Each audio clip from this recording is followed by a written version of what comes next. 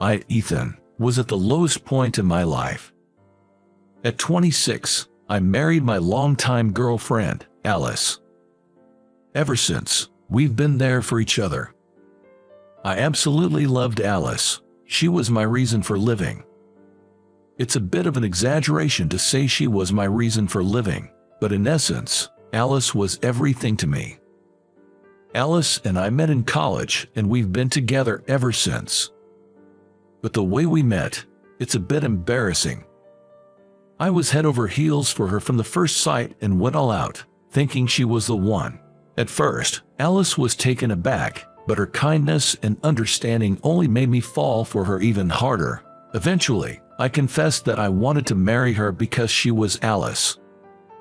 Our relationship started quite passionately, but that was just the beginning. I believe Alice and I were doing well.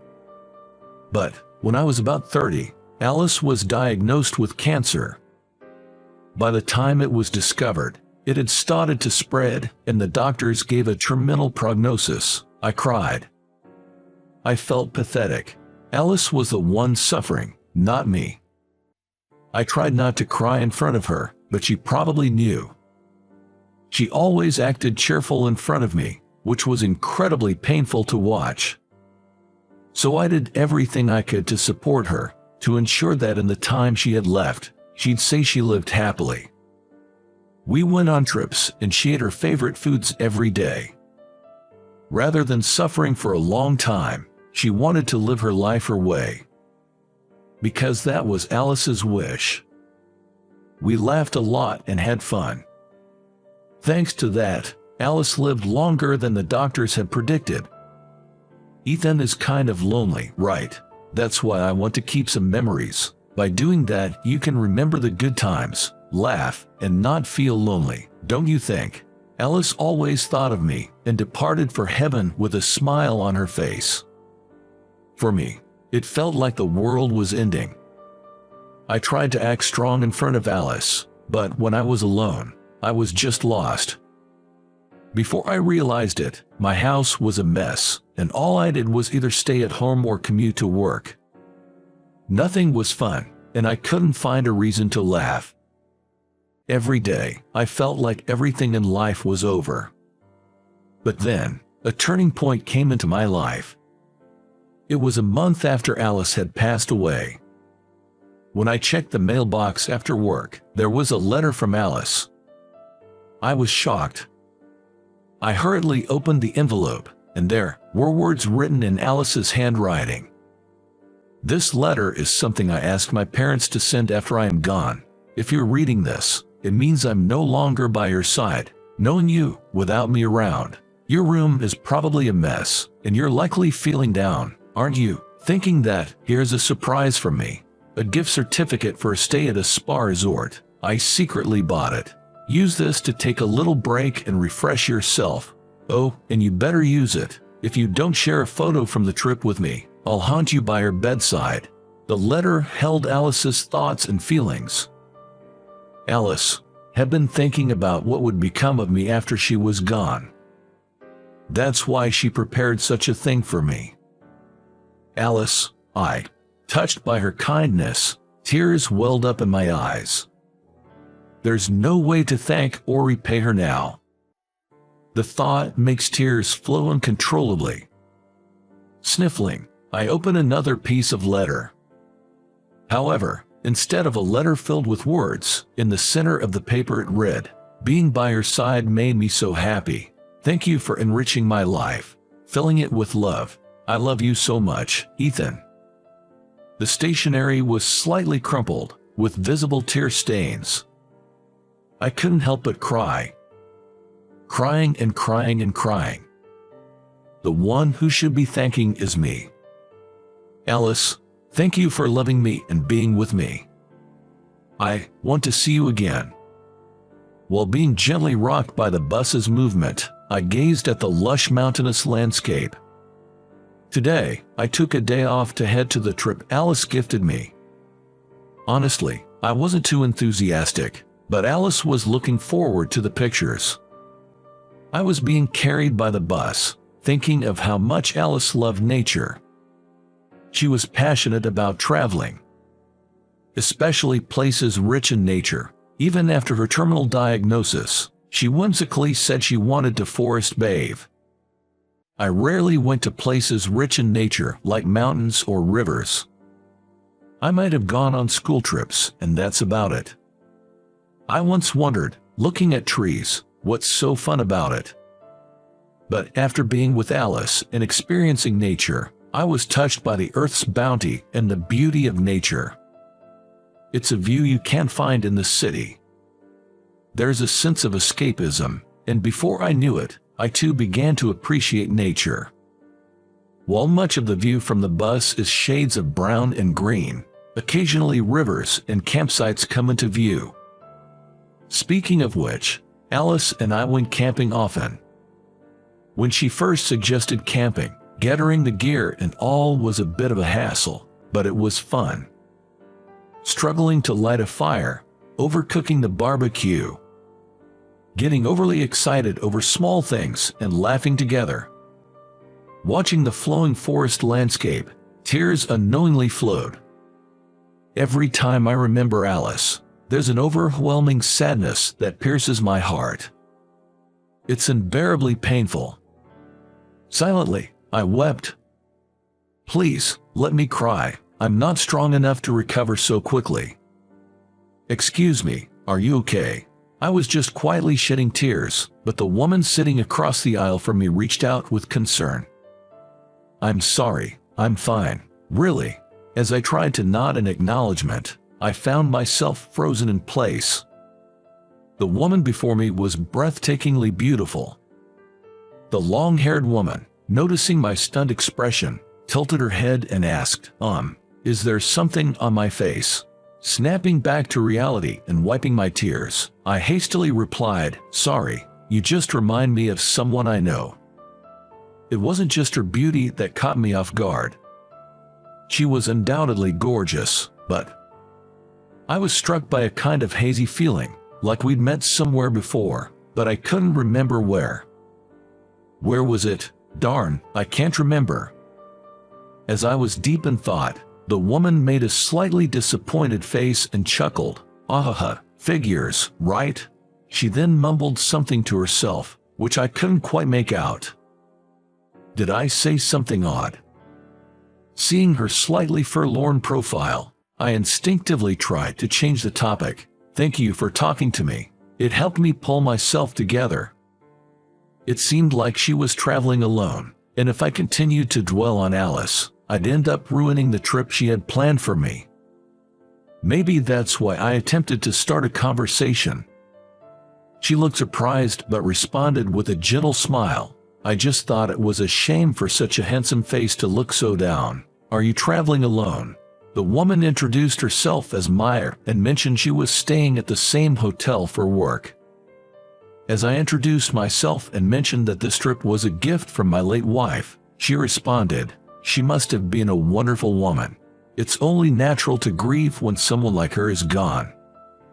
I thought she was truly a kind-hearted person, one who could genuinely connect with others. We still have some time before the bus arrives. Would you mind sharing some memories of your wife with me? Oh, I'm sorry. If it's too painful, you don't have to. It's just, I grew up in an institution and have always been single, so I've never really known the warmth of a family. Maya looked at me with a hint of envy, although she seemed just a bit younger than me. She had a certain youthful innocence about her.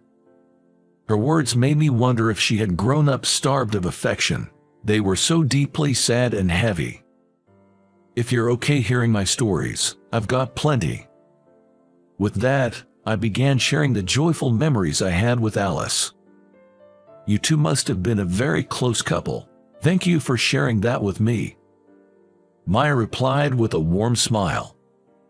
She listened to my story till the end, and it felt like, after a long time, I had shared my memories with someone, which made my heart feel lighter. Ever since Alice passed away, I've been keeping to myself and haven't really talked to many people. But precisely because of that, I couldn't quite recall where I had met Maya before, and it was bothering me. While talking, I hoped I would remember, but sadly, I couldn't. It felt like a fishbone stuck in my throat, and the discomfort must have shown on my face. Maya looked puzzled and asked, "Is everything all right? You seem to be deep in thought." I gave her a smile. I didn't think it was that obvious. "Well, I feel like I've met you somewhere before, but I just can't put my finger on it." "Oh, I get it. It's frustrating when you can't remember something." She laughed, then added, "Let me help you clear that up," handing me a piece of paper. Was this an admission ticket? Actually, that inn has a small studio in its annex. Come check it out, she said with a smile, and at that moment, the bus came to a stop. After getting off the bus, I headed to the inn and had a pretty good time on my vacation. Though I wasn't really in the mood, chatting with Maya did lighten my spirits, and the thought of having a story to share with Alice cheered me up a bit. And I was curious about the studio Maya mentioned. This place, although an inn, apparently holds regular concert. At first, I wondered why an inn would have a studio, but it made sense given the musical events. Maya had mentioned that if I visited the studio, I'd understand the reason for my uneasiness. I guess I had to check it out. So, after enjoying the hot springs, I headed to the studio. And the sight I was met with was Maya in a dress, playing the guitar. Seeing her brought back a particular memory. Back when Alice was still with us, we often went to amusement parks for our dates. Camping was a bit expensive for us, so we usually opted for movies or parks. On one such day, "Look over there, they're holding some event." There was a performance on a stage at a small amusement park. A woman stood alone on the vast stage, holding a guitar. But there was hardly anyone watching. It was a weekday, so the low turnout was understandable. Without letting such things bother her, she began singing as she played the guitar. Her voice was incredibly clear and beautiful. As the music flowed, more and more people gathered around. Alice was deeply moved too. "She's amazing.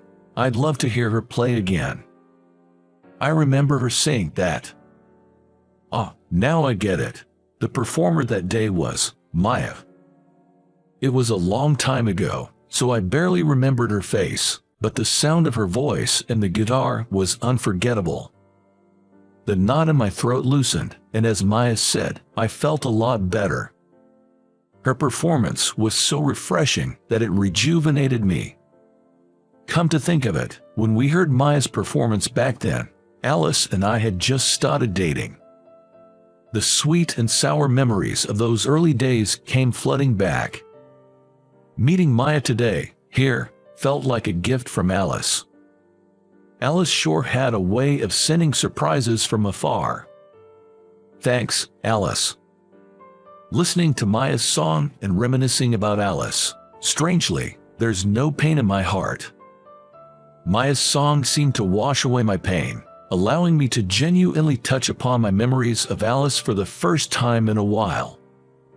After the performance, there was an opportunity for fans to shake hands with her. She seemed to have a good number of fans, all of them shining with excitement as they met her.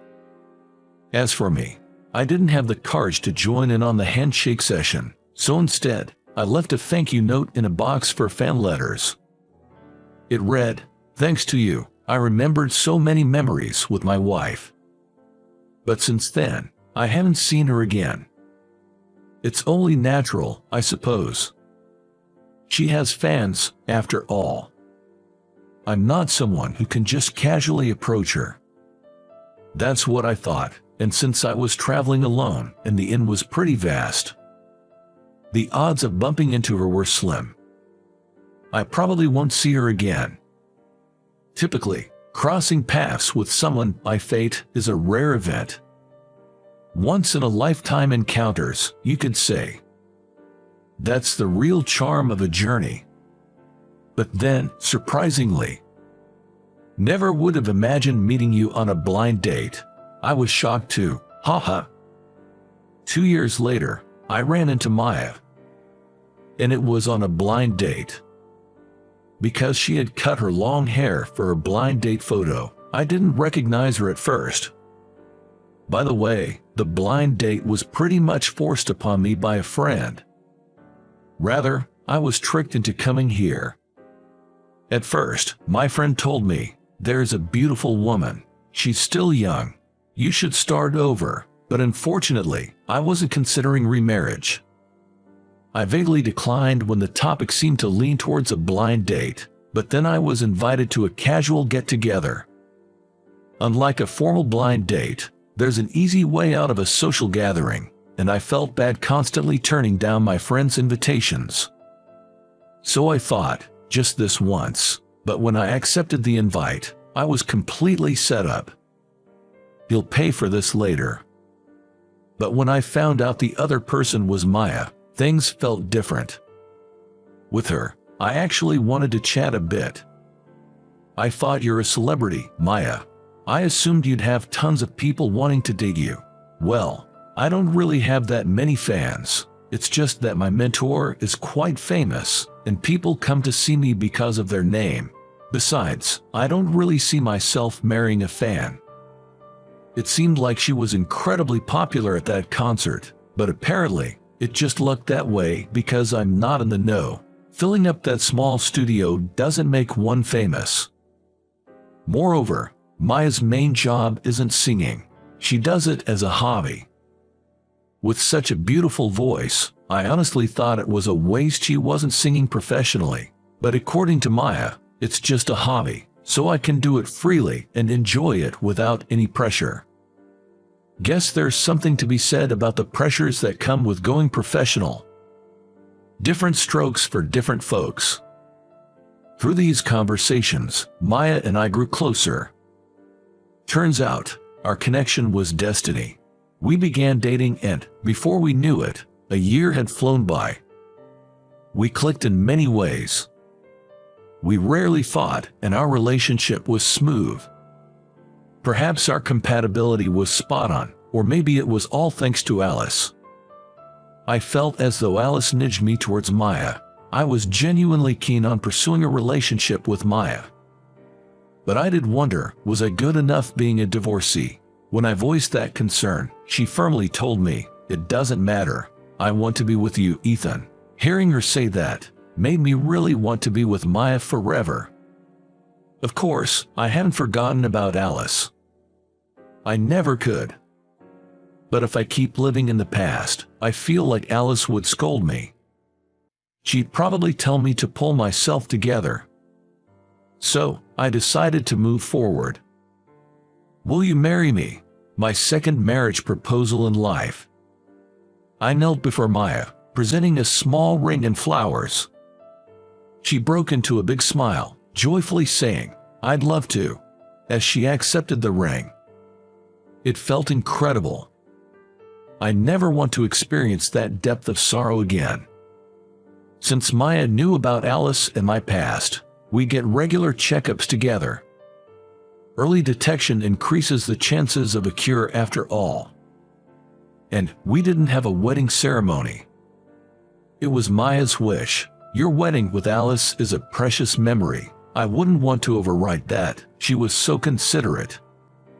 However, every girl dreams of a wedding ceremony. So, as a small gesture, I surprised her with a photo shoot in wedding attire.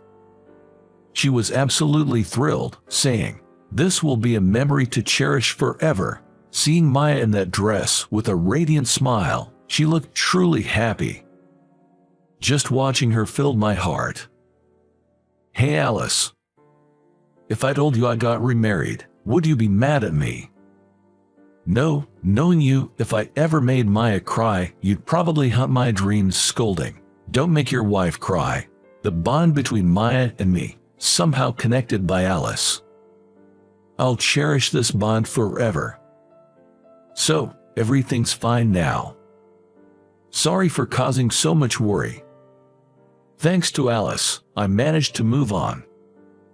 I intend to do for Maya all that I couldn't for Alice. That, I believe, would be my way of repaying both Maya for coming into my life, and Alice